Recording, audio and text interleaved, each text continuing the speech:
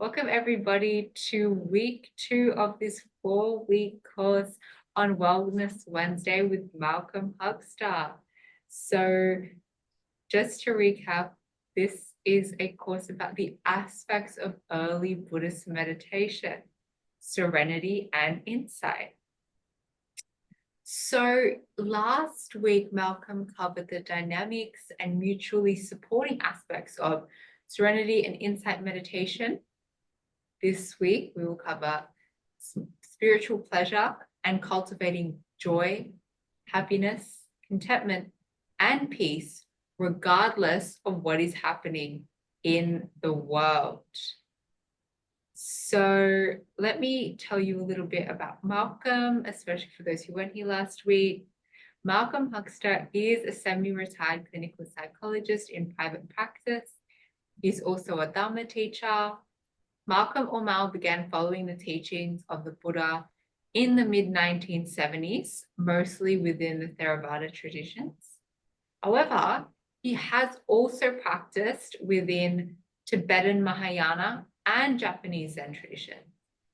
He has been teaching mindfulness and related meditation practices such as loving kindness and compassion to clinical populations, clinicians, and the general public with courses, seminars, workshops, and retreats for nearly 35 years. Mal ordained as a Buddhist monk for a short 2-year period in the forest traditions of Thailand in the late 1970s. After disrobing, he was a shiatsu therapist for 10 years until he gained psychology qualifications. He's worked as a clinical psychologist, supervisor, and trainer in a variety of settings in rural and remote Australia, as well as in the UK. Mal has an abundance of talks and guided meditations available online, has written several mindfulness-based workbooks, published in psychology journals and magazines, and had a book called Healing the Heart and Mind with Mindfulness, Ancient Path, Present Moment, released in February of 2016. He's a loving partner, proud dad of 3 adult sons, and a doting granddad. He currently lives with his partner and dog in Lismore, where he likes to meditate, cycle, be with nature, and tries to learn to play guitar when he can.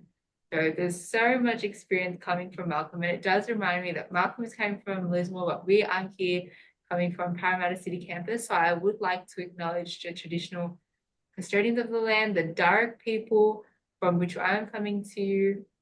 And without further ado, I will now pass over to Malcolm to lead us into week 2 of this course. Thank you, Simran. And I would like to pay respects to the Winjabul Bible people of the Bunjalung Nation, which is the country from which I'm zooming to you from in Lismore. So thank you, and paying respects to those peoples, the elders past, present, and emerging. So thanks very much for rolling up again. And this week I'd like to continue on from last week. I'd like to invite you to a meditation, and this time I want to invite you to the mindfulness of breathing practice again. However, tonight I'd like to cover both not only the 4 steps like we did last week, but also up to the 8th step, and maybe even the 9th step. So that will require a little bit of explanation beforehand, and then we'll launch into that meditation. And then I think we have a break then, don't we? We do some stretching, is that right, Simran? We do some Yes, stretching. we certainly can do a little break before we get into it. Yeah. So then we'll have a little break, and just won't do too much stretching. I'm sitting in my little hut up in the back of my house here. It's not a lot of room to move around. You can't see what I'm doing so much. So then I'll provide a talk, like Simran mentioned. I'm going to provide a talk on spiritual pleasure and cultivating happiness, joy, cultivating joy, happiness, contentment, and peace. I'm not sure how much I'll go into, despite where we are at, that much. I'm not sure how much I'll talk about that in the talk. Anyway, just talking about the 16 steps of mindfulness of breathing. As I as you remember last week, I talked about how meditation, there's kind of basically three vehicles for meditation, as the Buddha taught. Those vehicles are serenity first, then insight, insight only, and also insight and serenity co-joined. So they're working together. And if you remember, the insight aspect of meditation is about seeing things as they are, to get a to wake up to the way things actually are. The serenity aspect of meditation is about developing the muscle for insight, to develop the clarity to see things as they are, and the mental composure to be able to penetrate phenomena, seeing exactly the way things are. So with the mindfulness of breathing, these 16 steps are about co-joining these two insight and serenity aspects. And as we went through the first four steps last week, I'll just revise them to you briefly. It begins with preparation. It begins with preliminaries of finding mental and physical seclusion. Well, you're already secluded physically, and finding mental seclusion is about putting aside worries and concerns, and also technically it's about finding some respite from the hindrances of obsessive sensual desire, ill will, sloth and torpor, worry and agitation, or restlessness and worry. And the last hindrance is paralyzing doubt. So it's finding some respite from that. Then you rouse mindfulness. Then you you sort of steer mindfulness to become present with the breathing. And that's emphasizing mindfulness. And it also begins to start to emphasize the second factor of awakening, because there's a kind of correlation with the seven factors of awakening and mindfulness of breathing up until the 12th step anyway. And then, so what in this first tetrad, the first four steps, there's a correlation with mindfulness, investigation of phenomena or investigation of dhammas, and energy. So, first four steps: mindfulness of the breathing, being present with the breathing, inquiring into the breathing, and seeing the nature of what it is. And they say in the sutras, it says, if it's long, let it be long. If it's short, let it be short. So you're aware and you're kind of inquiring into the nature of the breathing. So the first two steps, and they're the only two steps that fully focus on mindfulness of breathing, actually, in these whole 16 steps. The next two steps, the next step, the third step, as we went through last week, is about being aware of the body. So the breathing's in the background and the body's in the foreground. Then the next step is it's about calming bodily activity, which is this relaxation of the body, breathing in, breathing out, relaxing. Then the fifth step is about breathing in, breathing out, experiencing joy. So in Pali, it's called piti. And piti is something that arises from concentration. It's this bubbly, energetic movement, and it can range from, the subtle, pleasant experiences of relaxation right through to bliss and ecstasy. It's quite energetic. So I wouldn't expect that we'd reach that kind of level of ecstasy in our 10-minute meditation, but um, you might find if you can focus on the pleasure of relaxation, you might find that your body starts to experience a kind of a more energetic, deeper kind of joy or rapture. If it doesn't, which is highly likely, well, maybe not for you, but for me, it's not likely in about a couple of minutes, we can bring to mind what joy is like, and then kind of tune into that experience of joy. So breathing in, breathing out, experiencing joy. And the next step is experiencing happiness. Happiness translates as sukha in Pali. Happiness is much more refined than this bubbly, energetic rapture. And I experience it like a lightheartedness and a buoyancy of my heart. And the thing with this happiness is that it fills it fills your being, it goes through your whole being and it pervades you. And it's this lovely experience. And again, it's next on the sequence of serenity. And if it happens organically and naturally, great. If it doesn't arise, you can always think of something that brings happiness to your heart. Something like reflecting on the Dharma or reflecting on a friend who is happy. And then the next step, interestingly, is attending to mental activity. And what does that mean? It means thinking and so on. And what's interesting is that resourced by relaxation and mindfulness and investigation of dharmas, resourced by joy and happiness, we have a better, more powerful perspective or more powerful concentration to actually see mental phenomena as mental phenomena rather than getting sucked into it or resisting it or being seduced by it. What we do is we're stepping back into an awareness of mental activity. And when you don't feed into mental activity, you just let it come and go without nourishing it or resisting it or censoring it or being seduced by it. What happens is it naturally slows down. So that natural slowdown is the 8th step of mindfulness and breathing, and it's called calming mental activity. you know, calming it, letting it calm down. And look, I might as well mention the 9th step. The 9th step is like it calms down, calms down, calms down, slows down to the point where there's just no mental activity. This is ideally. And what we're left with is the mind, bare, naked. Sometimes it's described as bare awareness. Um, it's this awareness of just the mind without all the activity going on.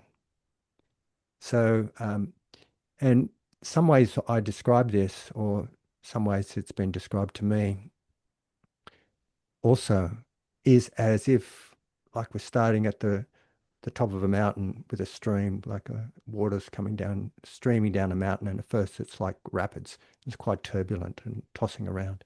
But as it slows down, goes onto the slopes, it gets a bit slower, develops into streams. Then it develops into a very slow moving river. And it eventually arrives at a lake. And when I did a retreat with Alan Wallace, we spent a lot of time. I spent about 2 months working on a meditation he called settling the mind in its natural state. And it's like this. It's just like the mind settles into its natural state, which is just still, bright, luminous. So it's like it's coming to the center of the lake. It's bright, luminous, still. And that is, step number 9, breathing in, breathing out, experiencing mind. Okay, I think I've said enough for the moment. So let's construct our posture. And I invite you to that meditation. I hope I can do it it'll only be a short meditation, and I'll leave some time for us to be in silence.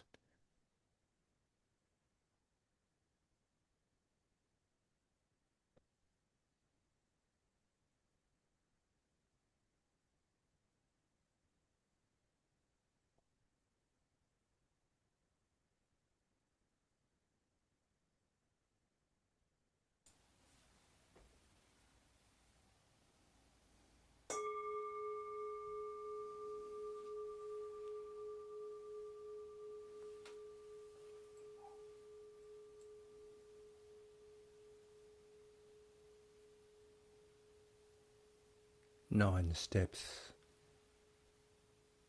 of mindfulness of breathing.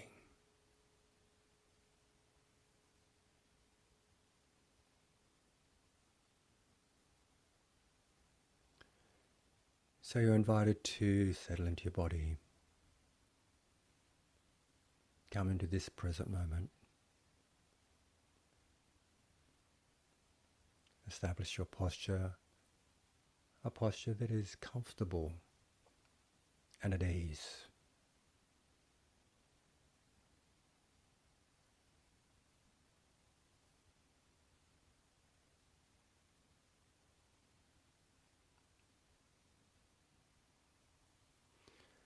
And having found some physical seclusion, you're invited to find mental seclusion by putting aside worries and concerns, putting aside roles and responsibilities, and coming into this moment, the reality of here and now.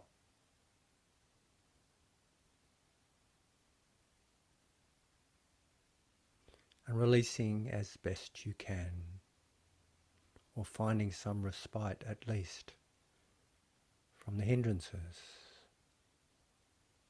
finding some respite from the hindrances of obsessive sensual desire, ill will, sloth and torpor, restlessness and agitation, and paralyzing doubt. Just putting them aside for this moment.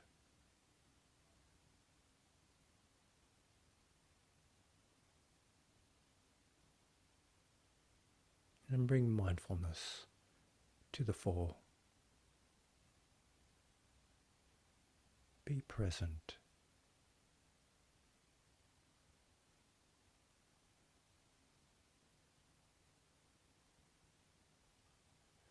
And allow this mindfulness to settle on breathing. Bring mindfulness of breathing to the fore.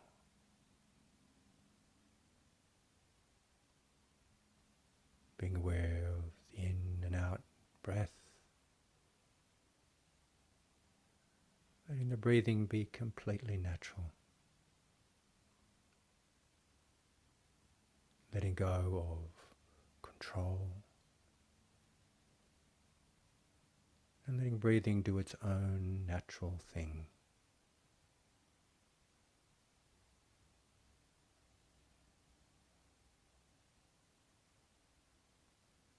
And inquire into the nature of the breathing.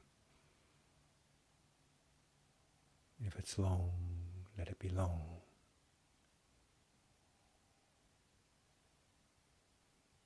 If it's short, let it be short.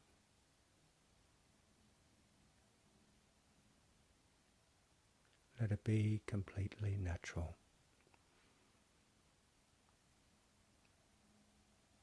And if it's long, breathing in, long, breathing out, long.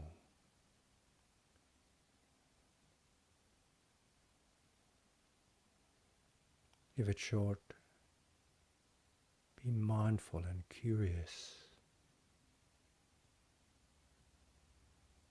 Breathing in short, breathing out short.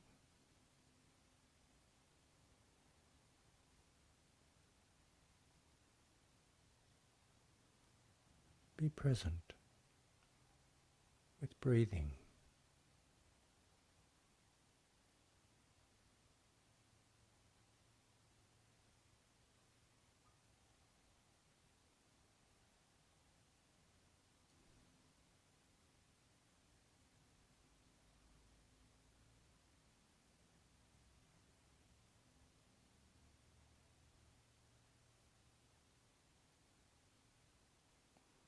Now, you're invited to put mindfulness of the breathing into the background, so it's running on in the background. And bring mindfulness of the body to the foreground. And if you wish, you can quickly scan through your body, being aware of the physical sensations, or just be with the body as it is. Breathing in, experiencing body. Breathing out, experiencing body.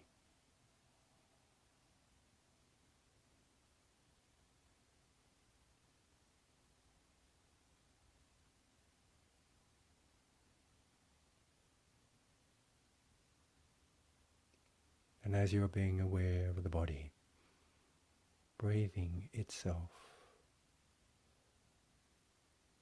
you may notice there's a natural relaxation begin to occur.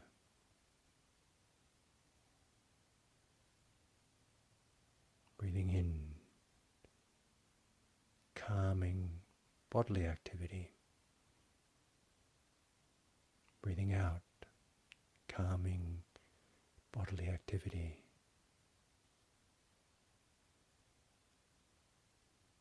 Let the whole body relax.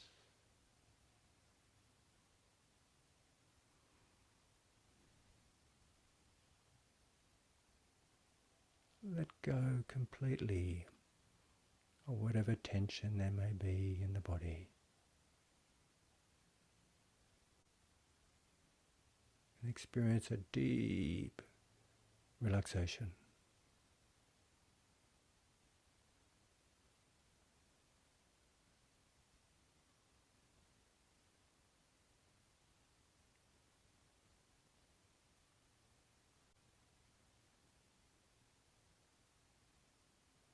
Breathing in, breathing out,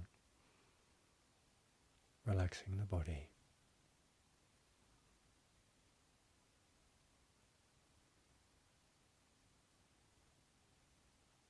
And if there's any pleasant experiences in the body right now,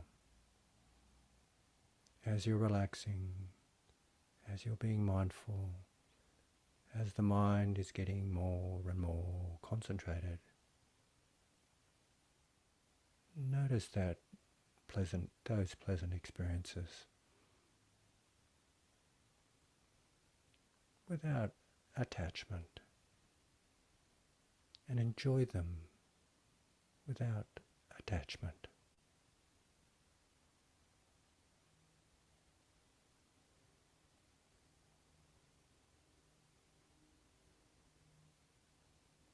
And moving on to the fifth step. Breathing in, experiencing joy. Breathing out, experiencing joy.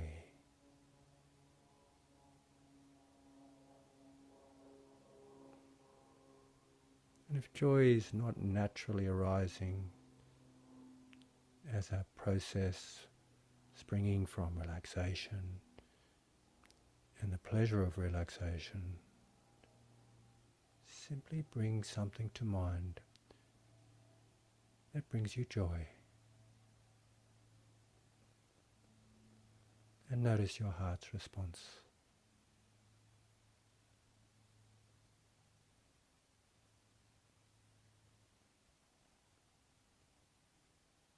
See if you can experience the sign of joy somewhere and nourish it. Breathing in, experiencing joy. Breathing out, experiencing joy.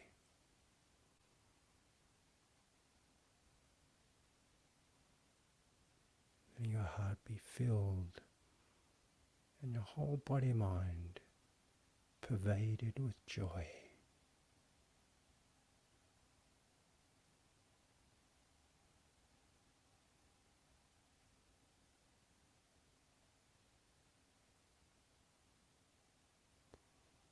And looking deeply into this experience, you may notice a more refined and subtle happiness,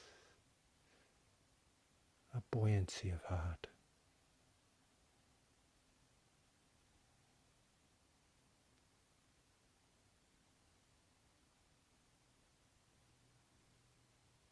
Breathing in, breathing out, experiencing happiness. Pervade your being, filling you.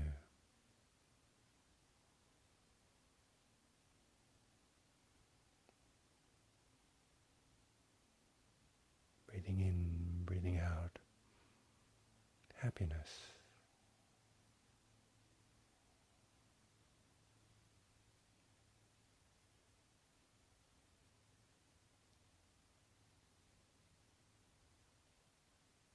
And resourced with relaxation, resourced with joy and happiness.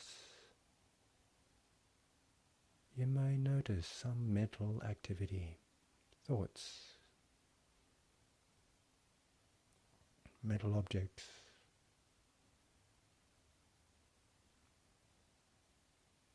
You're invited to turn attention to those mental objects, that mental activity, without getting caught up in it, without being seduced by the pleasant, or censoring, or restricting, or blocking the unpleasant. Simply just observing, being mindful. Breathing in, breathing out. Mental activity.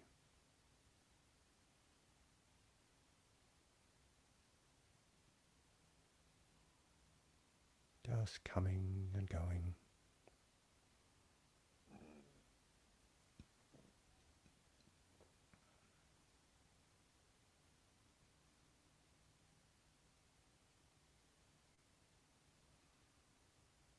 And like a stream that begins in the mountains, that's turbulent and running down or racing down the mountainside like rapids.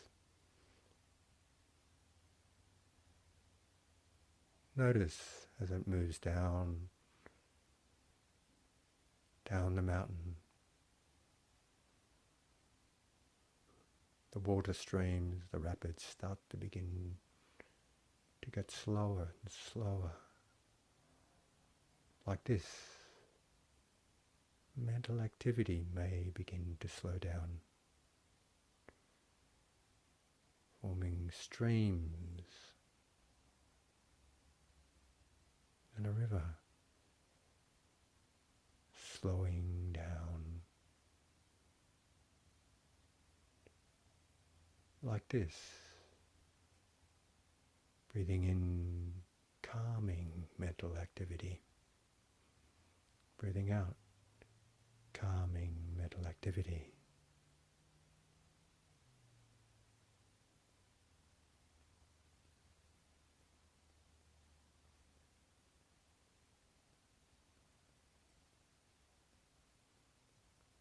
And just like rapids turns to streams and turns to slow moving rivers, and the rivers eventually reach an expansive lake, perhaps a mountain lake,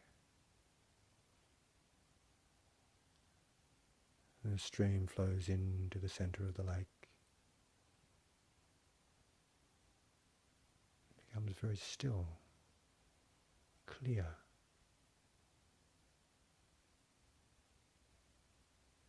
Unperturbed by mental activity.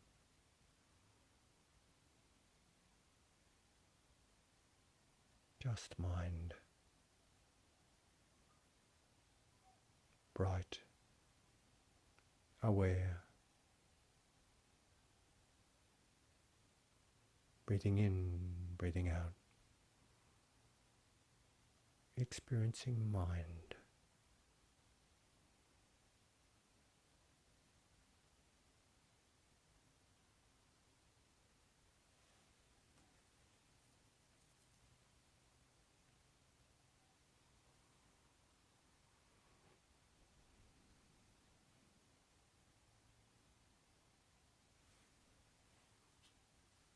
let's continue this practice in silence for a few moments.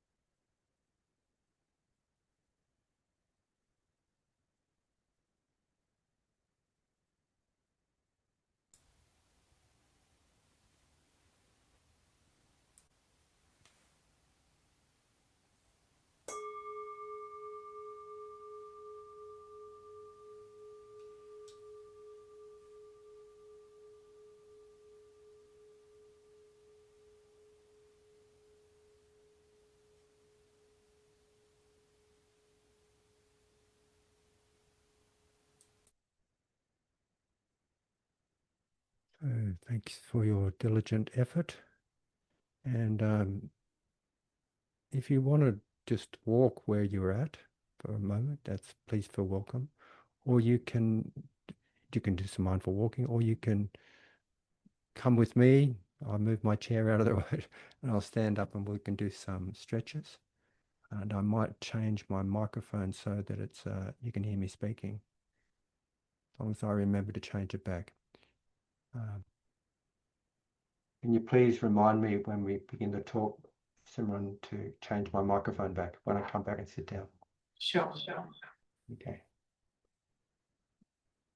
Okay, so you want to stretch with me? You're welcome to stand.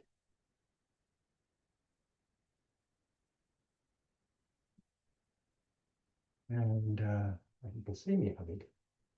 You probably see me and you can probably hear me. Is that right? Yeah. Okay, so I'm just going to move my chair out of the way a little bit. I'm just going to kind of put my feet about shoulder widths apart, the outside of the feet parallel, and kind of construct my posture like I'm constructing a posture in sitting, when I'm sitting, or lying even, a posture that is dignified, upright, if I'm standing or sitting.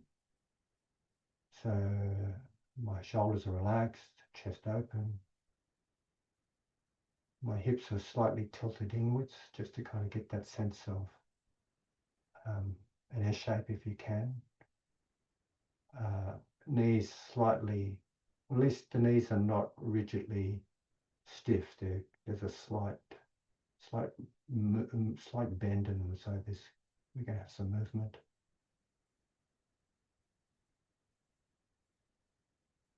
I invite you to begin to raise and lower your hands, coordinating with the breathing.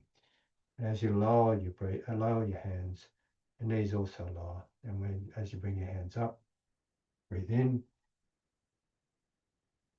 and out as you lower again. And you're invited to not bring your hands higher than your shoulders. Just bring them up to the shoulders and going down. All the while being mindful of your body, mindful of the posture of standing, and having clear comprehension about what you're doing as it's suitable, timely, and appropriate for your body, not causing yourself any pain, and suitable for the exercise. Remembering what you're doing, being mindful. We're going to bring our hands out to the side, almost like a butterfly, not a butterfly bird, sorry. Bringing in the same sort of on the raising movements, breathing out on the lowering movements.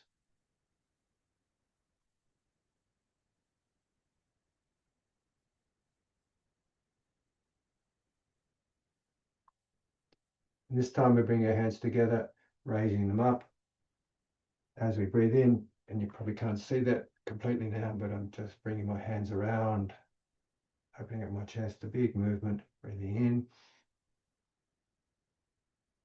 and out.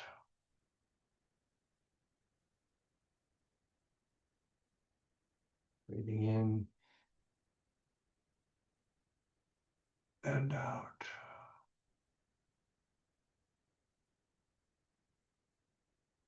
And this time, I'll probably, I don't know if I can do this. You probably can't see it completely. I'm going to bring my legs out a bit wider, and I'm going to scoop. I'm going to put one hand behind my back, and the other hand I'm going to scoop down. I'm going to bend down with my back, keeping it straight as possible. And it's like I'm scooping up a stream, a beautiful stream. And what I do is I scoop up the stream, I scoop up some water in the stream, and then I bring it up and I spread it across the sky. And it's like painting a rainbow in the sky. And I breathe in as I scoop. I'm going to be going along with it, and I'm demonstrating. I breathe in as I scoop, and out as I spread a rainbow across the sky. Okay, so I'm going to go a bit lower now. Go as low as it is suitable for you. Oh, breathing out, spreading.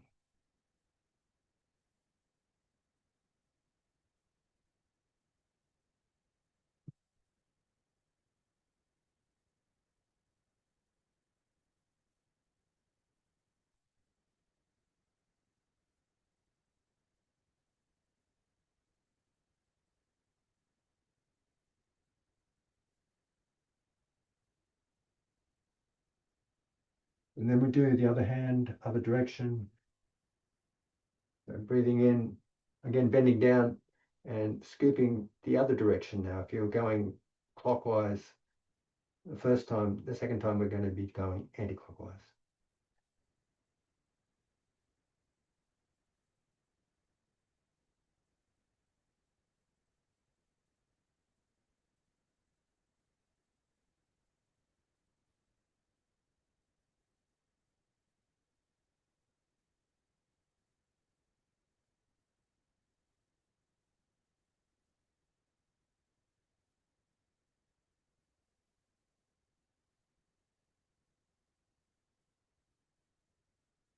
Okay, so coming back into that standing posture.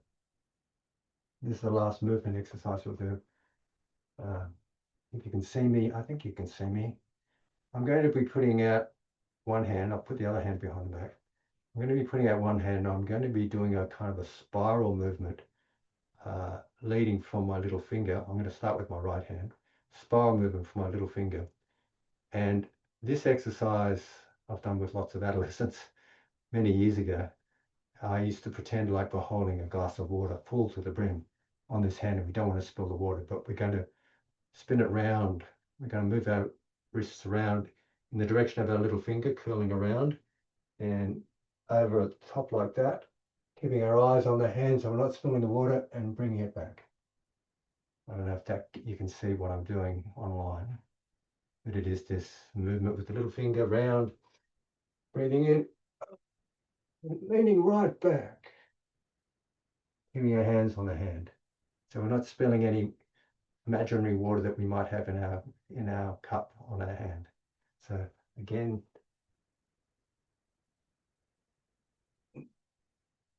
that's one more time on this hand.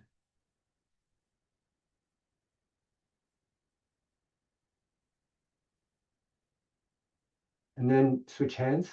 So we're putting the other hand out. I've got my left hand out now.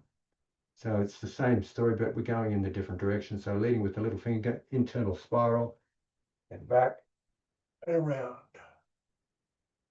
Same again, internal spiral, back and around. Internal spiral. One more time with this hand. Okay. Now, just for fun, we'll try to do with both hands, if that makes sense. Obviously, if you had 2 glasses in your hand, you will spill the water, but let's do it anyway. So what we're going to do is the same movements, but 2 hands at once. So it's kind of like you're leaning right back. Nice stretch in the back.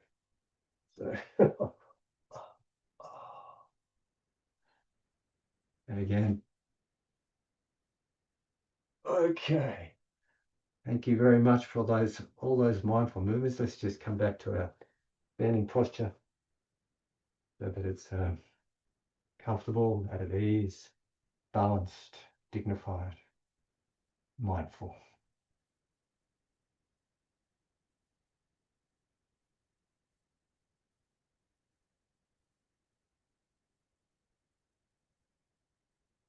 So I invite you to now mindfully move your chair back into place if you moved your chair out of place like I did, or return to your cushion or chair or wherever you were meditating from before.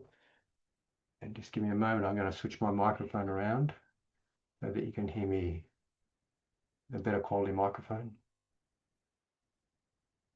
You can still hear me now? Okay. So I'm going to do a 5-minute meditation, just a quick one. In my mind, I had that we do mindfulness of breathing and also one of the 4 Brahma Viharas every session we have. So last week we did metta or loving kindness, just for a few moments.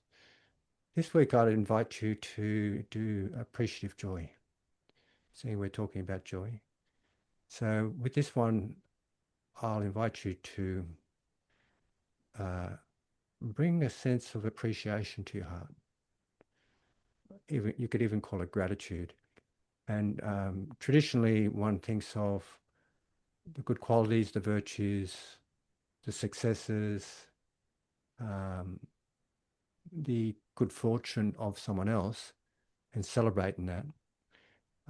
But we can also bring some sort of appreciative joy to our own good qualities, virtues, successes, and so on.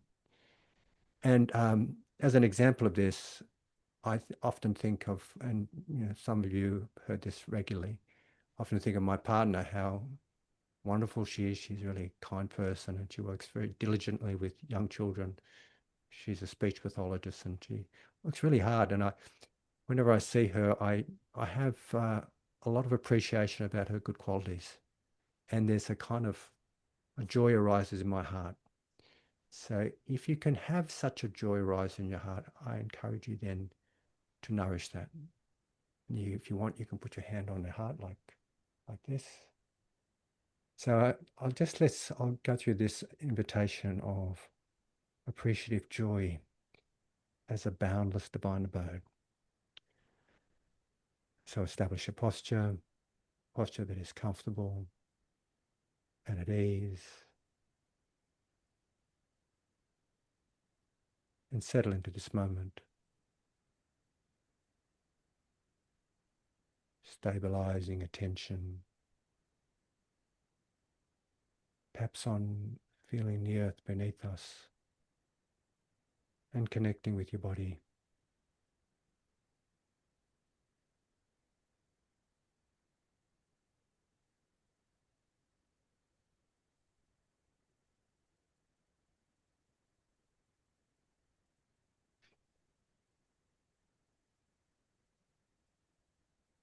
Now you're invited to bring awareness to your heart area, to your spiritual heart, to your heart center.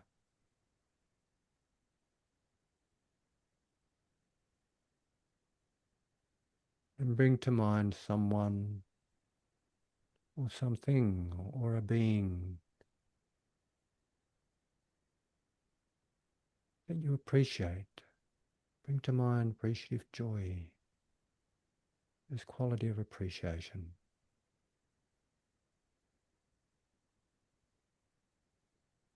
For me, it's like a rising sun in my heart, uplifted.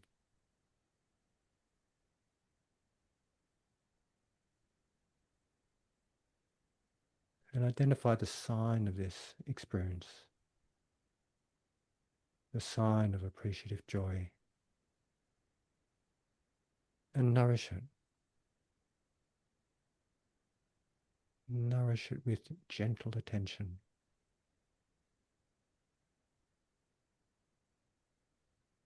So that it spreads from your heart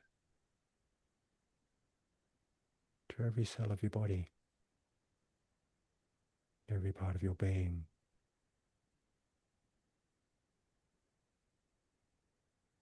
So that it pervades your being. This joy, joy of appreciation, filling you.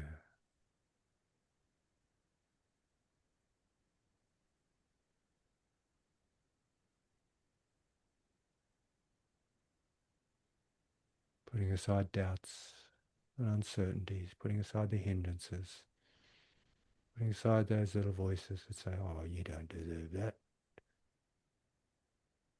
Let joy fill you. Fill your being. And let it shine out beyond the bounds of what we normally call ourselves. Shine out. So that there's appreciation for all things.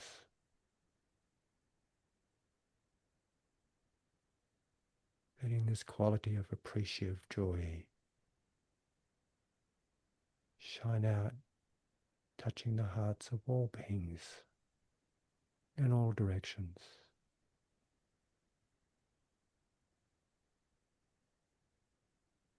A deep appreciation of everything, boundless.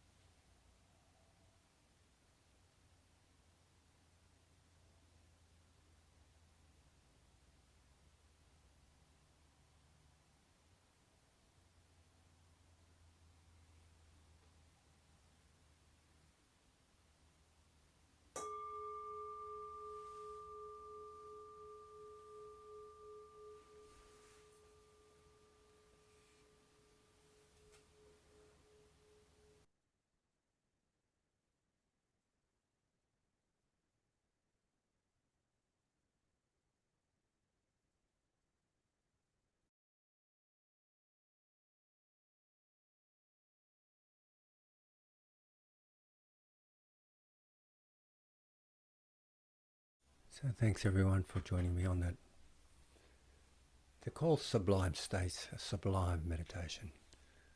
Boundless, boundless and sublime.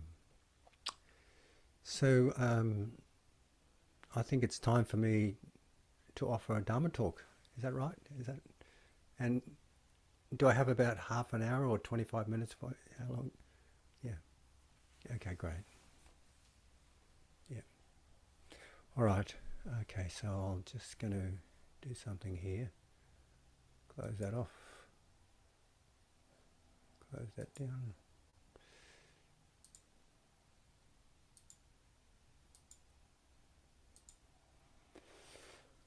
Right. So, as you know, I'll begin with paying homage to the Buddha, and then I'll take refuge in the Buddha, Dharma, and Sangha.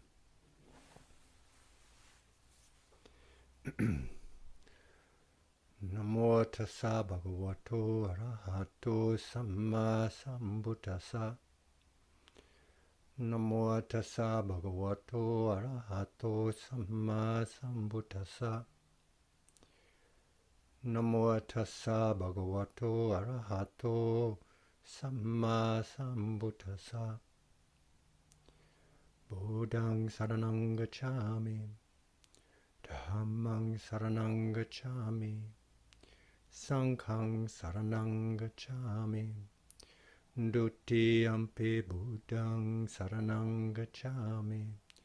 Dutiyampi dhammang saranang gacchāmi. Dutiyampi sanghang saranang gacchāmi.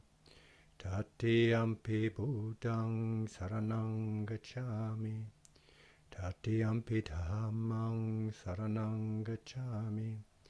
Tatiyampi sanghang saranang gacchāmi.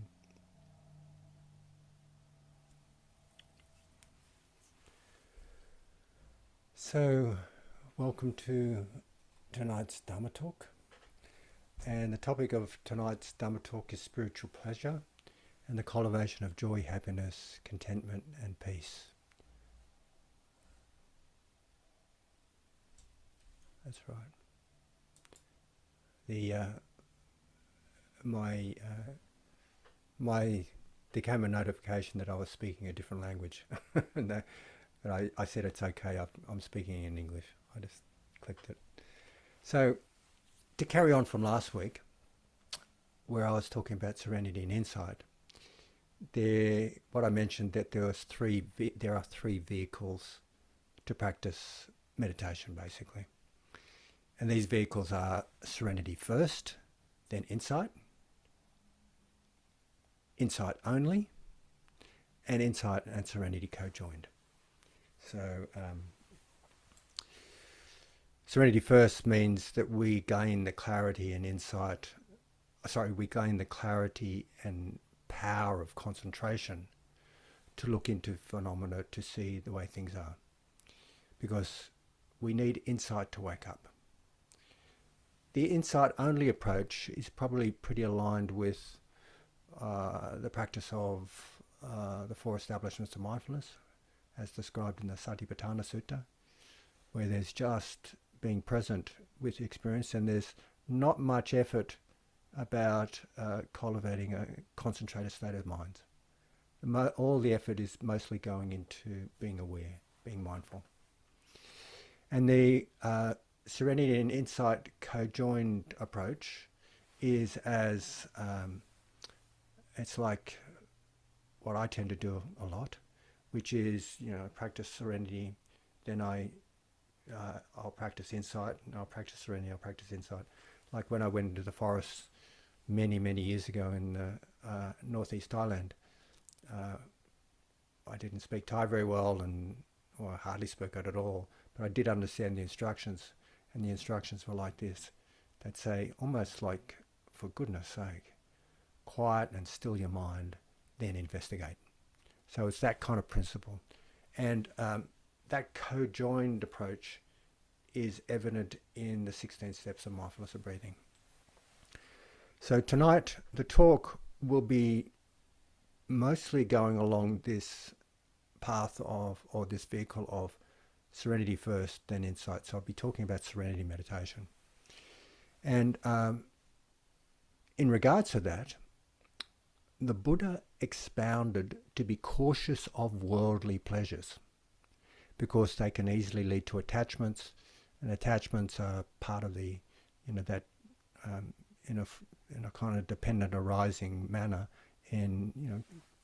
Attachments bring out the causes and conditions for us to experience dukkha in the long run, a lot of suffering in the long run. However, he said not to be afraid of spiritual pleasures, because spiritual pleasures can lead to sublime states of mind and deeply refined, concentrated, altered states of consciousness that are called jhanas. And the jhanas can give us the power and clarity to develop insight. They give us that power, as I mentioned just earlier. They give muscle to insight. And I'm quoting Alan Wallace there. That's the way he used to describe them. So spiritual pleasure can arise in response to moving along the Eightfold Path. And in one sutta, there was a sutta I was just looking at earlier. It's a sutta in the Samyutta Nikaya, and it's about dependent arising. It's actually sutta number 12, and so it says something like this. In this sutta on dependent arising, it goes through all the proximal causes for experience. It's really quite interesting. It goes through, basically it's talking about dependent arising. Dependent arising is this way we understand how things come to be and also how they cease. And so this is what it said.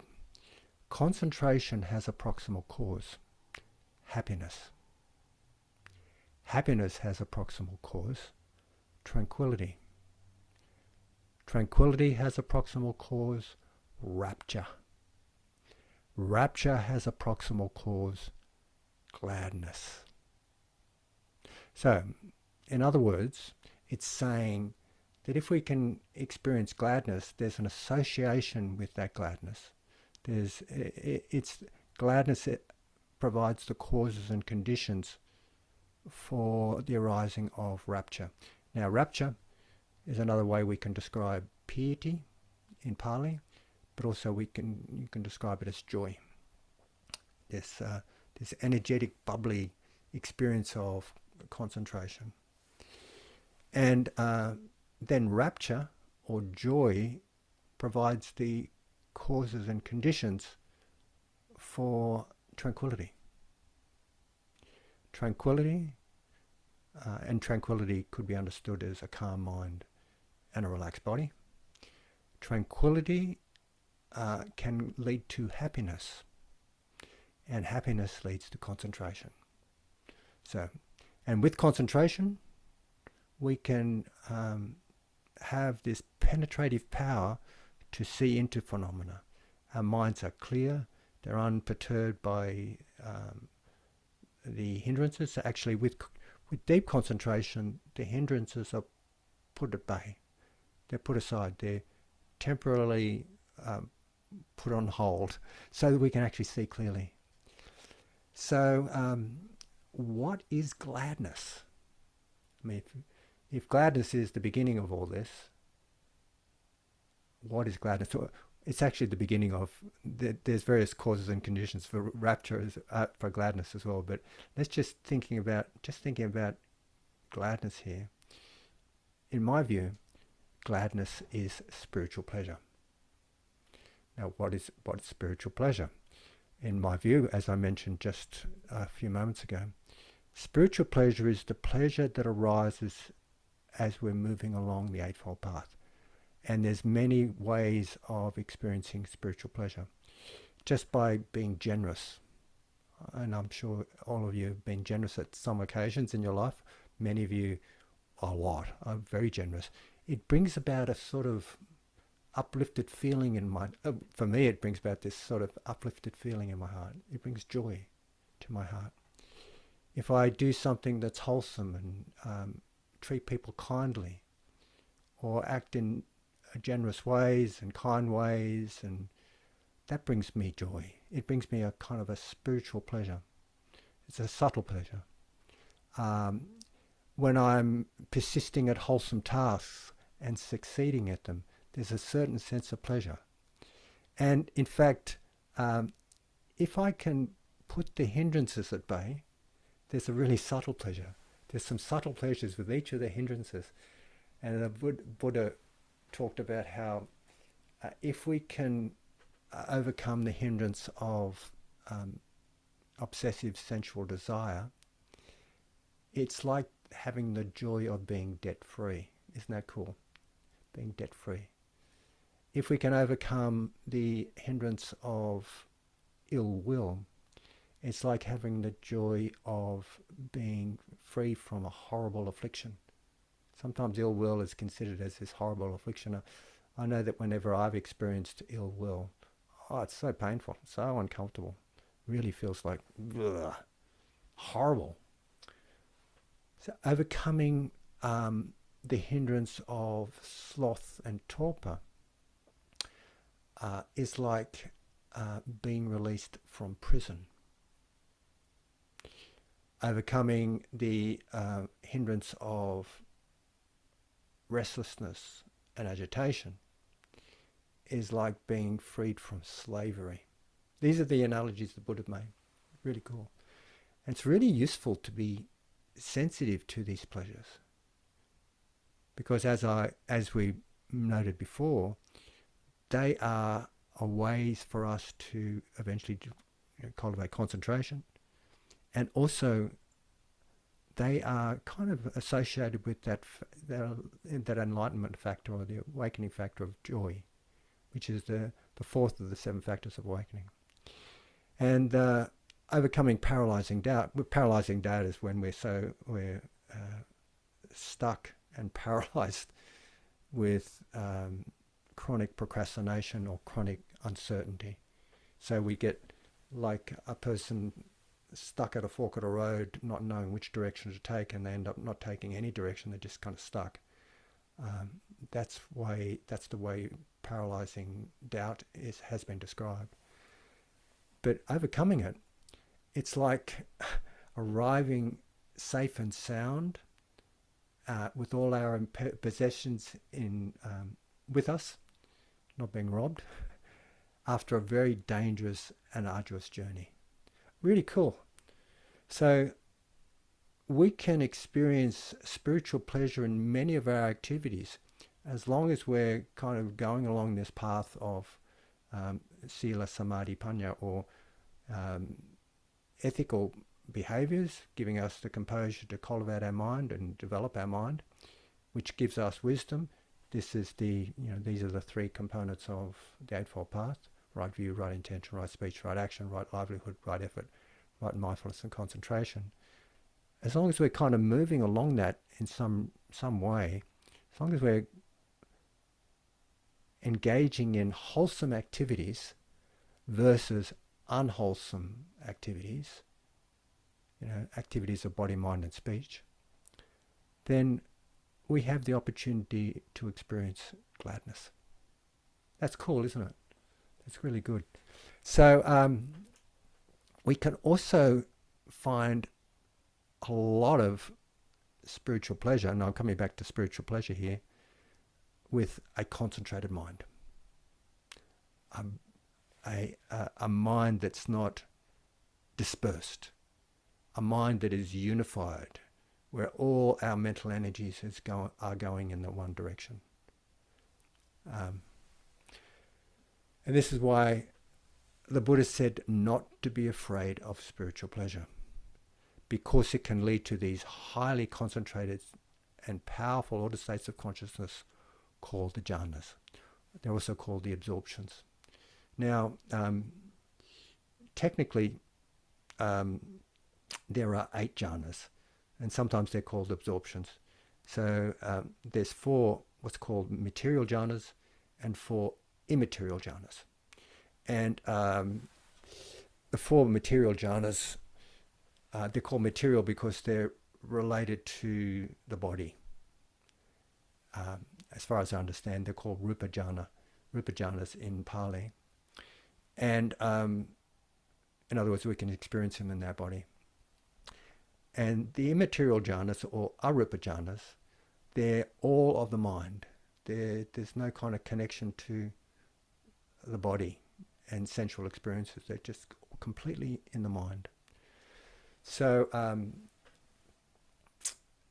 in the time of the Buddha, he spent 6 years of beating himself up, practicing all forms of self-deprecation, self-denial, and what's that term? Self-mortification. And after 6 years, he nearly died because of his practices of not eating much and not breathing much, sometimes holding his breath, doing a whole range of ascetic practices. At the end of that 6 years, he concluded, this is unbeneficial. This is not profitable at all. All I'm getting from all these practices are headaches and almost dying. And then at that time, he remembered a time when he was a young boy in his father's fields, and he spontaneously entered the first jhana. He was secluded from the senses, he was secluded from the hindrances, and there was this spontaneous experience of entering the first jhana. And then he said to himself, maybe this is the way. Not maybe. He said, this is the way. This is the way to awakening. It's not through self-mortification, and it's not through indulgence in the hedonic pleasures. It is a middle way. It is about using the power of these jhanas to see clearly into experience. So he then went on. At that time, he nourished himself and he put on weight and got stronger and all the rest of it. And then there's the famous enlightenment time, where he entered the first jhana, then the second jhana, and the third jhana, and the fourth jhana. And from the fourth jhana, the fourth material jhana, he had his insights. He woke up to the way things actually were. He woke up to the causes of dukkha, and he woke up to the realization of dukkha and the causes of dukkha, and he experienced freedom. He woke up. So he said not to be afraid of spiritual pleasure. So what we can find, I say in these first four jhanas, the features of the first four jhanas, the material jhanas, are like these. The feature of the first jhana is rapture or piety or joy. It's this bubbly, energetic experience where you feel there's a range from kind of minimal joy to ecstasy and bliss. A feature of the second jhana is happiness or sukha, which is more refined and lighter than joy. A feature of the third jhana is happiness mixed with equanimity. In other words, like a kind of a contentment. When you're content, there's an experience of happiness with that. Like you're seeing the way things are, you're peaceful, but it's not bubbly and joyous, but it's just happy. And the quality of the fourth jhana is equanimity. And this is equanimity, is this unshaken balance, unshaken by praise and blame, loss and gain, pain and pleasure, fame and disrepute, unshaken by the ways of the world, and also unshaken by whether one is attracted or aversive to other beings.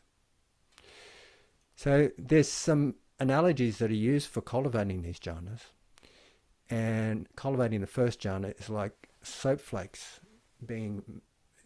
soap flakes being massaged into a ball. In the time of the Buddha, apparently you would go to a bathhouse and the bathhouse attendant would create a ball of soap for you by putting moisture into these flakes of soap and kind of massaging them together, so that the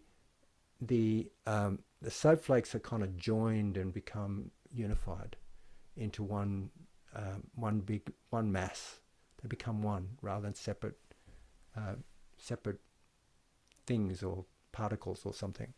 So the analogy for cultivating joy is like this massaging of snowflakes. The analogy for the second jhana that's used is like being in a really warm pond or lake or something like that, and a cool spring coming up underneath the lake. Not the lake not being fed by rivers that are coming in or streams that are coming in, but just this cool spring. The coolness pervades the lake or pervades the spring. And an analogy for this third jhana is like a lotus plant beneath the water, completely submerged in the water. The whole stem and the whole plant becomes saturated with water. So there's this experience of being saturated with this experience of contentment. And an analogy used for the fourth jhana, the one where it's equanimity as a main feature, is like a person being covered with a sheet, like a luminous sheet in my view. And in this respect, they are kind of insulated from the ways of the world, yet they're completely aware of the world. They're completely aware of experience. They're bright. Their mind is bright and illuminated. So, look, I first started to meditate about 50 years ago, which is an indication of how old I am. I was still a teenager when I first started to meditate. And what I aspired to was the cultivation of the jhanas first, so that I could have the power of mind to see clearly into phenomena. And I learned about the jhanas through a text called The Path of Purification, or the Visuddhimagga. This text is an edited text. It was edited about 9 centuries after the Buddha's time in India.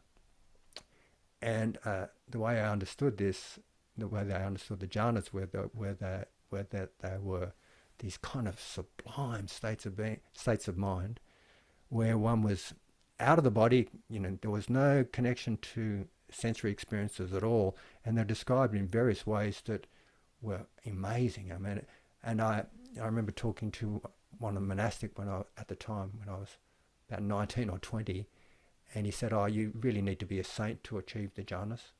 And I was trying really hard, and I just sort of gave up. I just thought, this is impossible for me. This state of mind is really beyond the capacity of my mind. And instead, I turned towards just the insight-only approach, and I practiced the 4 establishments of mindfulness, which were really satisfactory. They're really helpful. I noticed progress, and also I noticed I could work with the hindrances that seemed to be coming up all the time anyway. So it gave me a really powerful tool to practice and feel like I was progressing along the path. So I just gave up. But then one day I was on a self-retreat. This is about 25 years ago, so about halfway through my meditation career, I guess. And I was on a self-retreat, and at night time I decided to keep myself awake. I was in the forest and there wasn't any electricity, there wasn't anything, just had candles. I decided to read the suttas to keep me awake, because I tend to fall asleep at about 6 o'clock at night or 7 o'clock at night otherwise. So I was reading the suttas, and I came across the Gaya-Gata Sati Sutta, which translates as mindfulness immersed in the body. And it's Majjhima Nikaya 119. And in it, this sutta basically talks about how you can be mindful of the body. And in it, there were descriptions of the material jhanas as ways to be aware of the body. And I thought, wow, what are they saying here? Because in the Visuddhimagga, which was edited by Buddhaghosa, it was saying that you had to be in these really amazing, concentrated, almost otherworldly states to be called a jhana, for it to be called a jhana. And here I was reading about how one can be mindful of the body with the jhanas. So this was at odds with what I learnt through the Visuddhimagga. And it seemed rather than inaccessible, it seemed very accessible. And in fact, when I reviewed my own experiences, I was having similar experiences as to what they were describing in the suttas. Mind you, I wasn't having them at the level that they were describing them in the suttas, like these high levels of concentrations, but I was having similar experience nonetheless. And then I read a book by Lee Brasington called Right Concentration, and it's all about the jhanas. And he was explaining the jhanas according to the suttas rather than according to the Visuddhimagga. And in it, he made this comparison of swimming pools to the eight jhanas. And in this comparison, he said something like, well, you can enter in and just wait around in the shallow end of the pool, or you can go in deep at the deep end of the pool. You can swim on the top of the water, or you can dive in deep. And he said this is like the jhanas. The experiences are the same, but different people enter at different levels, and the depth of these jhanas depends on the individual.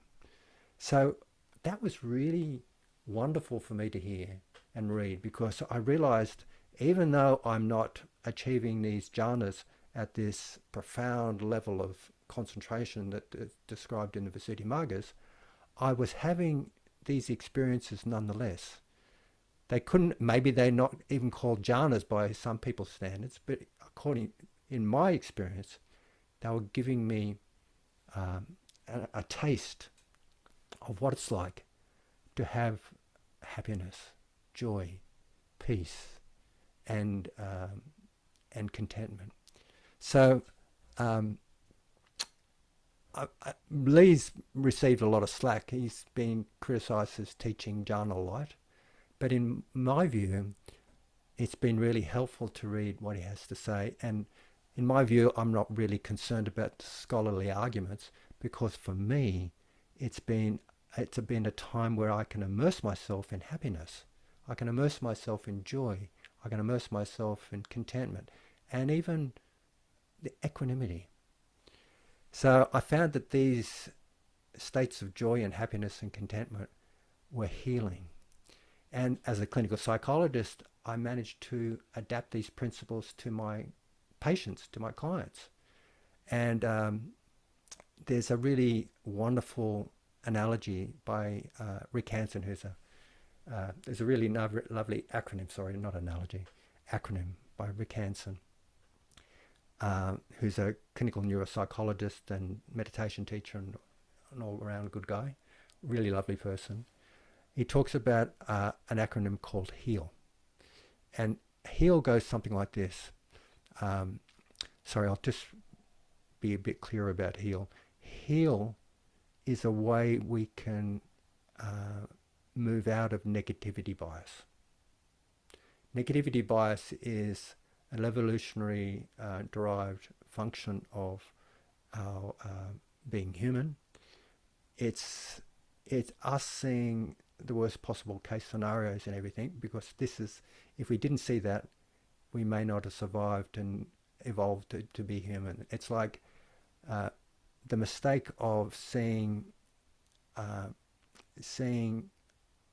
a coiled vine as a snake is much safer than the mistake of seeing a snake as a coiled vine. So this is negativity bias. The only problem with it is that we brought it forward into modernity, and it's associated now with lots of anxiety and depression and beating ourselves up and lots of problems. So he developed HEAL as a way of correcting that negative bias. The H of HEAL refers to noticing or imagining or remembering a positive experience. The E of HEAL refers to enriching that experience with words, reminders, images, or imagination. The A of HEAL refers to absorbing into the experience so that it becomes us and we become it. This sort of sounds familiar, doesn't it? It's like Serenity meditation in many ways. And the link of the HEAL refers to linking it to an experience that may be opposite to that. say a very difficult experience of us, say in our childhood, that we've carried around, and we developed all sorts of fears and all sorts of patterns in our mind and body that reflect that fear, and we've never really got over it, or those terrible experiences. So what happens here is that we cultivate the wholesome so well that it becomes our way of being. And when the unwholesome comes up, it just dissolves away into nothingness. So in my view, the HEA refers to developing serenity. The L refers to having an insight into that, having an insight into our experience, and then transforming our experience and fading away the horrible memory or the negative pattern. So there is a sutra that refers to this analogy, and it doesn't refer to. Sorry, I'll just repeat this. There is an analogy I use for this, and it comes from the sutras.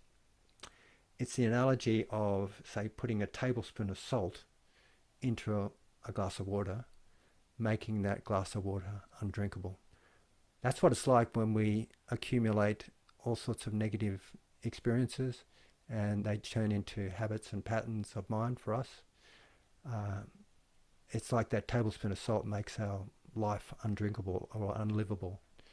If, however, we use that same tablespoon of salt and put it into a broad, wide, pristine lake, then it would be irrelevant. It would be completely irrelevant. So we could drink that water and it'd still taste pure. And the analogy here is that if we can cultivate sublime states of mind, if we can use spiritual pleasure to lead on to various other states of mind that are sublime and wholesome and helpful on our path, then it's like when we have the old tablespoons of salt coming along, when we have memories of or unwholesome behaviors arising, they just dissolve away. And that state of mind becomes our default mode of being. Thanks, So, Malcolm. Maybe thank this you. might be a good place to start wrapping up. Yeah, that's right. So thank you for your attention, may we all realize the ultimate peace and security of Nibbana. I'm sorry for going over time. No worries. Thank you so much, Malcolm, for that insightful talk. I thought that was a beautiful way to wrap up, and especially your emphasis point on when we cultivate the wholesome so that it becomes a normal, it then just dissolves the unwholesome states. Yeah. And I think definitely utilizing that spiritual pleasure, especially for those who are well practiced enough to reach the jhanas or have similar, like you said, it may not be the jhana points, but understanding and getting a taste of what that blissful joy, whether it's piti or sukha, can arise, and it evokes that natural, like you said, spiritual pleasures from other things along the path, like generosity.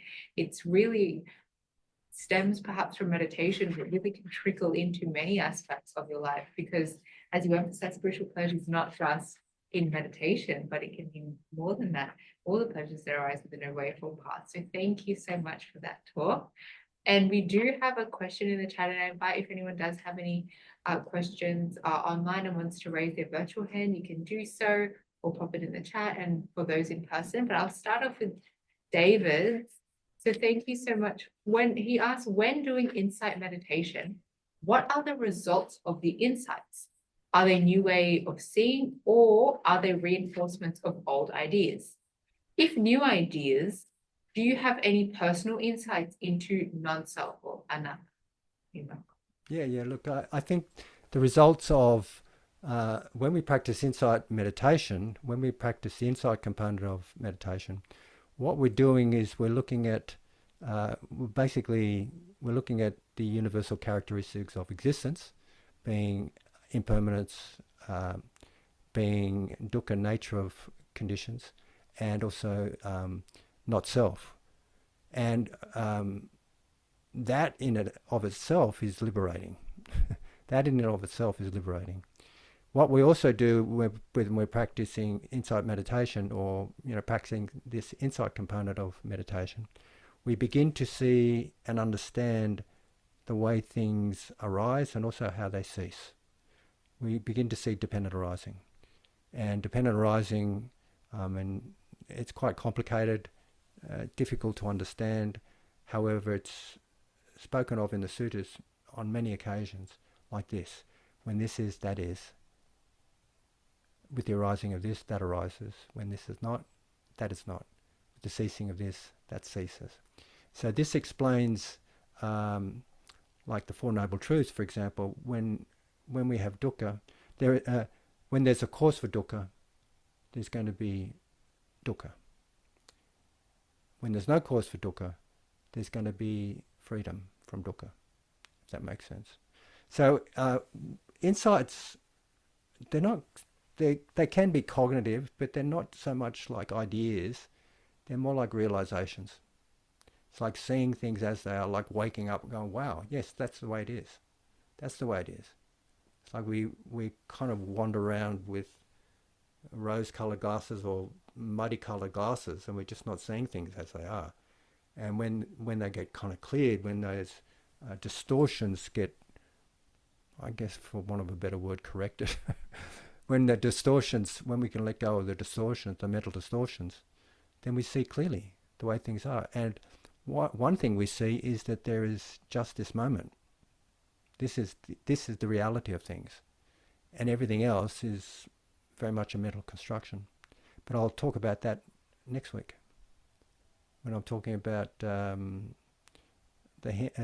fetters, and the fetters and the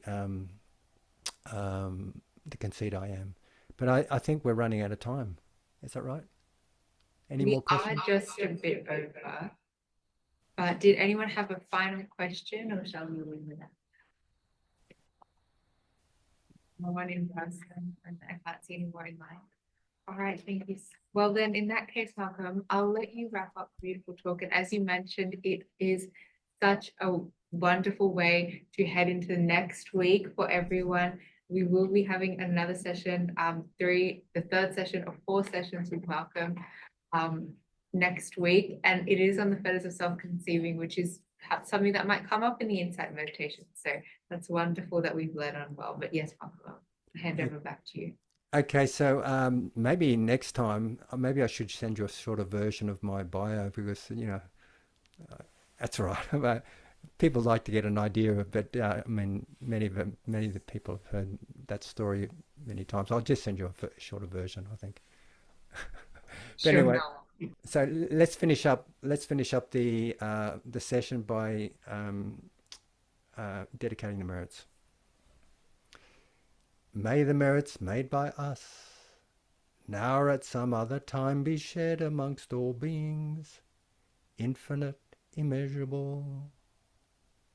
By rejoicing in this cause, this gift of merits given by us, may beings all forever live a happy life, be freed from hate, and may they find the path secure, and their good wishes all succeed.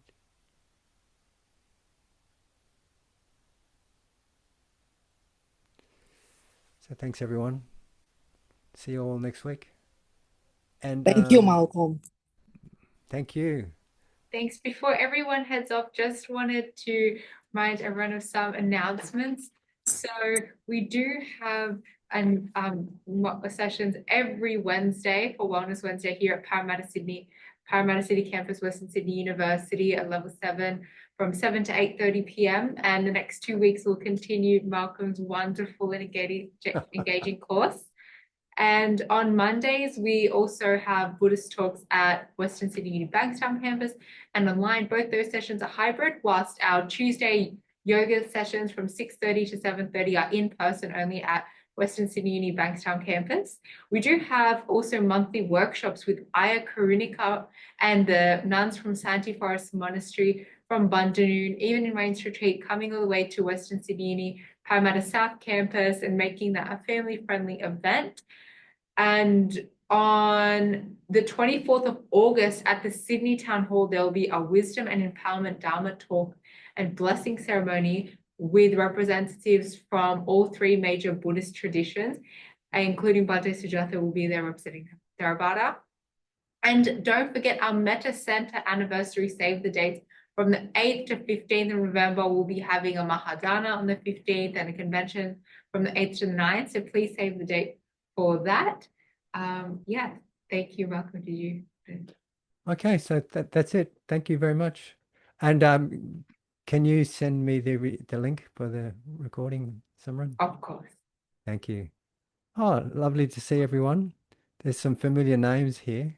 Yes, and Anne says, thanks, Malcolm, for this wonderful meditation and Dharma talk. See you next time. Kim says, thank you so much, Mal. Love the meditations and enjoyed your talk. Very insightful. And David also says, thanks, Malcolm. You did answer David's question.